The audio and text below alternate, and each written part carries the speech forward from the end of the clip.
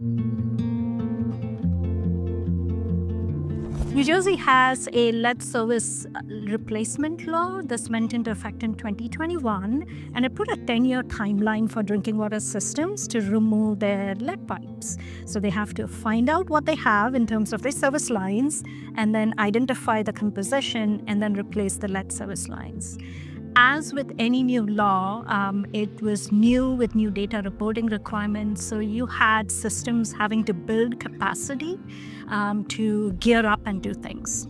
So the data report that we have recently released on this is really an early trend analysis. And what it's showing us is in terms of unknown service lines, you're starting to see a decline.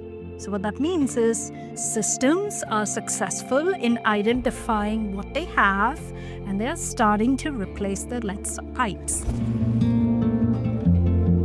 Behind that progress is a large technical effort, building inventories, managing data, and verifying what's actually in the ground. Inventory and replacement projects are not engineering projects. I'm an engineer, I'm a professional engineer. It is logistics, data management, and customer outreach. You have thousands of individual service lines.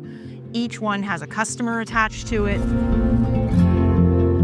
We have a GIS department, and it's been built up over the last few years, partly because of this, I think.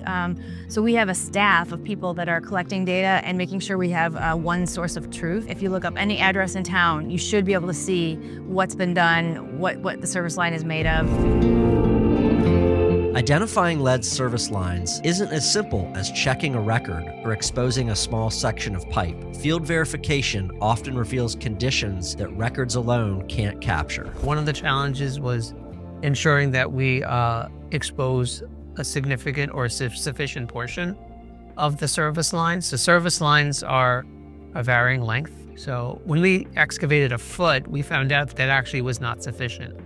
Because let's say if it was copper within that 12-inch mark, maybe further away when we were doing the replacement, it actually was turning into lead. We made a conscious decision to make it 18 inches because we felt that that would be a balance between, what we felt would be potentially the distance where it could potentially transition. But identifying lead is only part of the work. Replacing it requires access, communication, and trust. Communication became important because for small utilities, their customer service department isn't typically built for the number of questions and concerns that you'll get from the residents, because we began providing a direct line of communication to us as the owner's representative with a cell phone and an email. So this way, any questions regarding the specific lead replacement program could be directed to us, and it takes some of the burden off of the water utility itself. It also helps the residents know that there's a name to the face.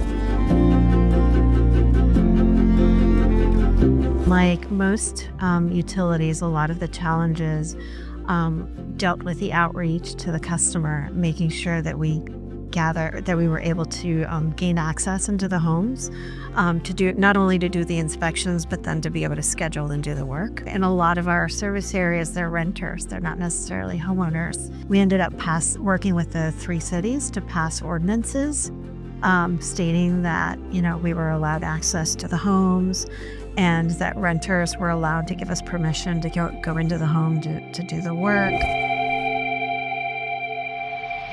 The communities that we serve throughout the state are so unique, depending on if you're in North Jersey, Central Jersey, South Jersey. We came at each community with an open mind to fit the program to their community.